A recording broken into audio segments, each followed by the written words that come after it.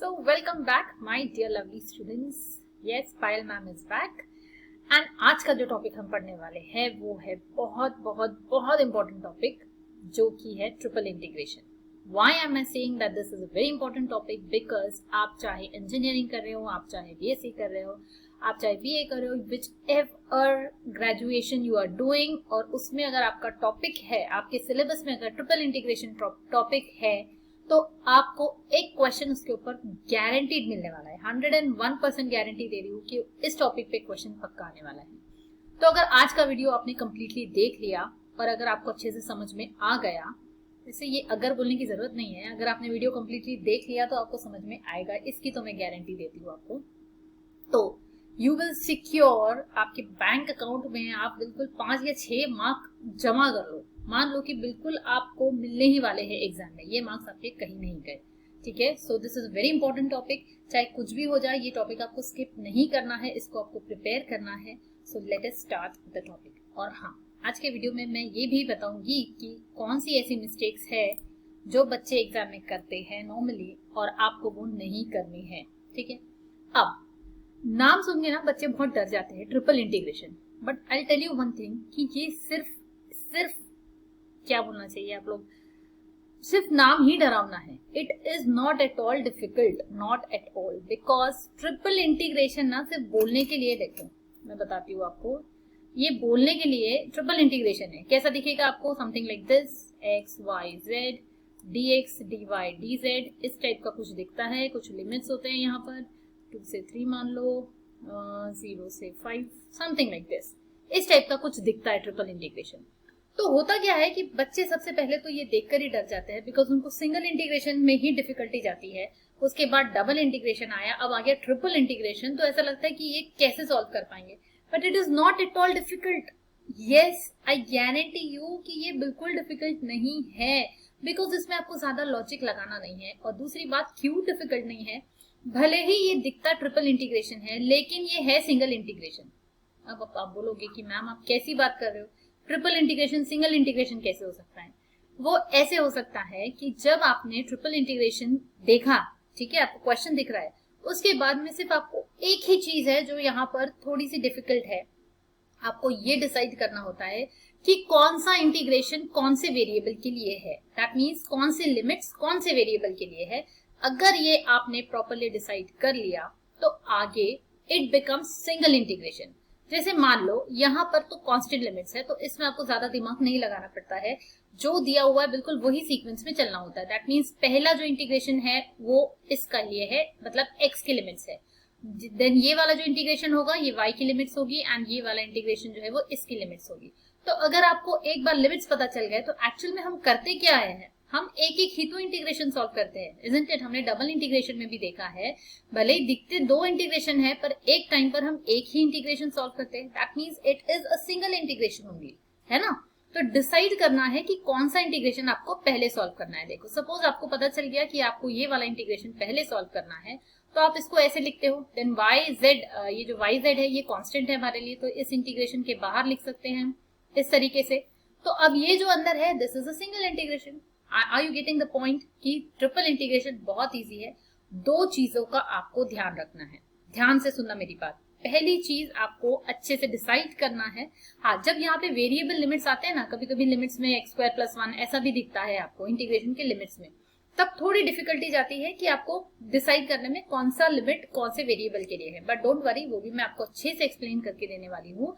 तो 2 चीजें कौन सी है? पहली चीज ये कि डिसाइड करना what is the limit of which variable. Second thing, ध्यान से सुनना, कहां पर बच्चे गलती करते हैं.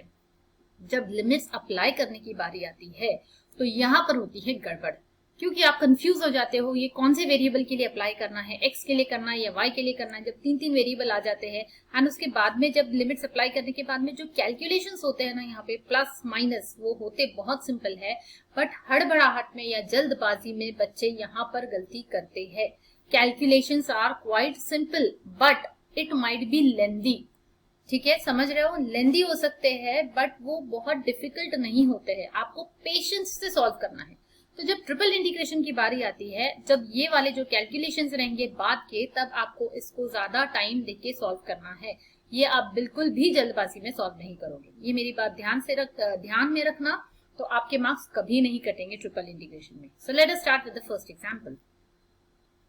तो हमारा फर्स्ट एग्जांपल है, ये थोड़ा कंपैरेटिवली मैंने सिंपल एग्जांपल लिया है, बट इसका मतलब ये नहीं है कि ये एग्जाम में नहीं आता है। ये इंपॉर्टेंट एग्जांपल है, ये भी एग्जाम में आ सकता है, ठीक है। तो सिंपल क्यों बोल रही हूँ कि जब भी आपको अगर इंटीग्रेशन की लिमिट्स में कांस्टेंट दिख जाता है तो समझ जाना कि आपका काम काफी आसान हो गया है, एंड ये कंपैरेटिवली थोड़ा इजी इंटीग्रेशन है। जब वेरिएबल लिमिट्स आते हैं तो थोड़ा सा कॉम्प्लिकेशन बढ़ जाता है। सो नाउ सबसे पहले मैंने बोला था आपको डिसाइड ये करना है कि कौन से लिमिट्स किसके लिए है, कौन से वेरिएबल के लिए है। Whenever you have constant limits, ठीक है, तीनों भी कांस्टेंट दिख रहे हैं, देखो तीनों भी लिमिट्स कांस्टेंट है, तो याद रखना जो सीक्वेंस आपको दिया हुआ है क्वेश्चन में उसी सीक्वेंस से चलना होता है। आपको बिल्कुल दिमाग नहीं लगाना है, बिल्कुल सोचना नहीं है, कोई स्वाप नहीं करना है, जो सीक्वेंस दिया हुआ है उसी को फॉलो करना है। दैट मीन्स ये वाला इसका है, मतलब x का, this is for y and the third one is for the z। This इसकी लिमिट है, ठीक है। अब आगे बढ़ते हैं। अब जब लिमिट्स पता चल गई तो सॉल्व कैसे करना है। So first of all tell me one thing कि ये e raise to x plus y plus z, क्या हम इसको सिंप्लीफाई कर सकते हैं? ना कुछ बुक्स में क्या है कि इसको सिंप्लीफाई नहीं किया है, इसी तरीके से सॉल्व किया हुआ है, इसी का इंटीग्रेशन लिया हुआ है। But I will tell you a simpler method. आज जो मैं मेथड बताने वाली हूँ बहुत सिंपल है, उससे काफी इजी हो जाएगा आपका काम। Now see, I hope all of you must be knowing this laws of indices a raised to m plus n। ये क्या होता है? a raised to m into a raised to n, मतलब ये प्लस अगर होता है तो हम इसको सेपरेट आउट कर सकते हैं एंड यहाँ मल्टीप्लीकेशन लगता है। तो this is very important formula, because using this formula I can write this term. इसको मैं कैसे लिख सकती हूँ? e raised to x plus y plus z को e raised to x into e raised to y into e raised to z। सो ये है वो इम्पोर्टेंट स्टेप, पहली स्टेप जो आपको याद रखनी है। अगर आपने ये टर्म को इस तरीके से चेंज कर दिया तो आपका इंटीग्रेशन बहुत इजी हो जाएगा। क्यों इजी हो जाएगा? ये हो गया variable separable form. What is variable separable form? x अलग है, y अलग है, z अलग है, तीनों अलग अलग है। यहाँ पर देखो ये तीनों एक साथ है तो आप इसको अलग नहीं कर पाओगे। तो क्या होगा, जब भी आपको इंटीग्रेशन करना है ये तीनों को एक साथ कंसिडर करना पड़ेगा। अब जब हमने अलग अलग कर लिया है तो जब विद रिस्पेक्ट टू हम x इंटीग्रेट करेंगे तो ये दोनों हमारे लिए कांस्टेंट हो जाएंगे, मतलब वो इंटीग्रेशन के बाहर चला जाएगा। तो इंटीग्रेशन कितना इजी हो जाएगा हमारे लिए। Are you getting it?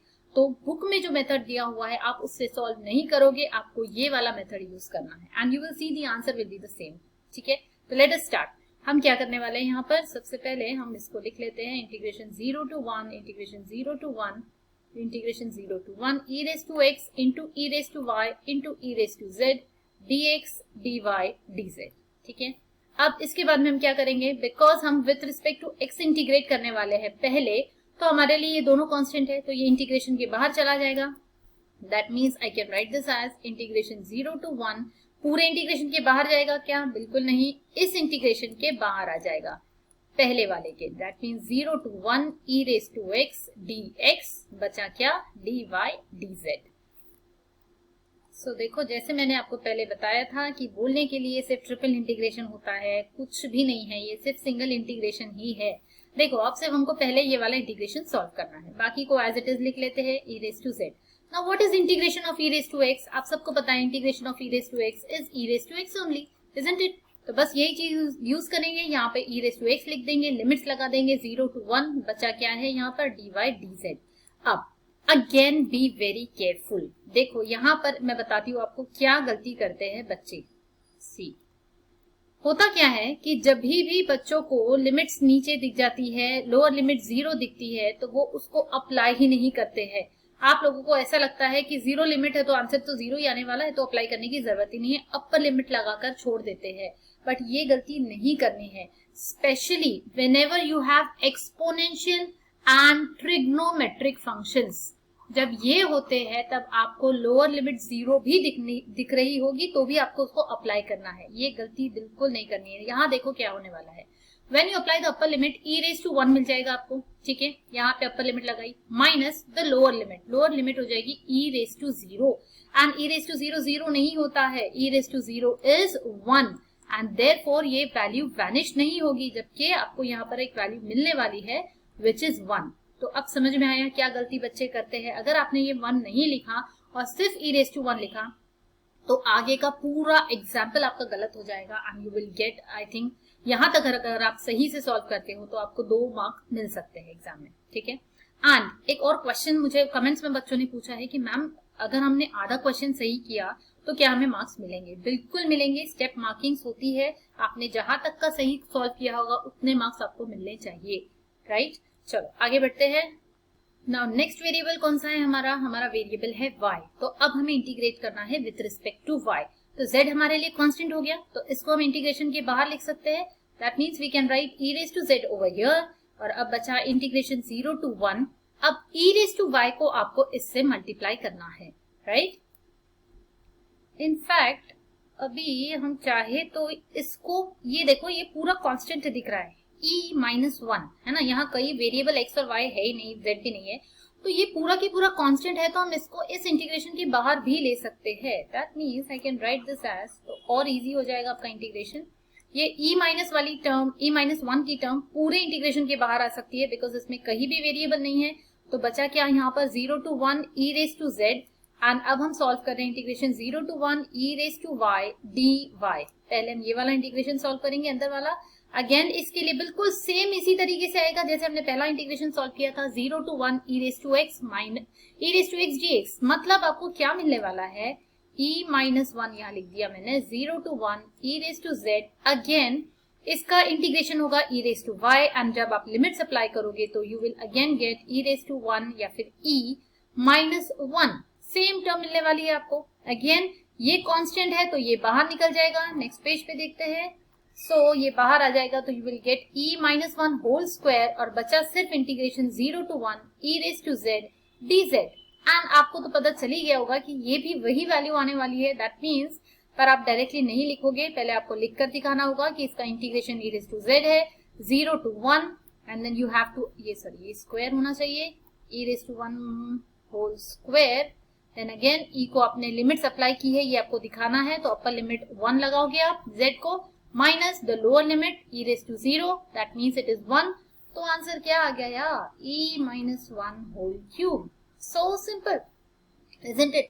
पर कुछ बुक्स में इतने सिंपल एग्जाम्पल को इतना कॉम्प्लिकेटेड करके सॉल्व किया हुआ है कि आपको देख के ही डर लग जाएगा। तो you don't have to use that method, बिल्कुल भी नहीं करना है, आपको इस मेथड से सॉल्व करना है, सो दैट आपको इजीली आंसर मिल जाए, और definitely you will get complete full marks. जितने भी इस क्वेश्चन पे मार्क्स होंगे वो आपको जरूर मिलेंगे।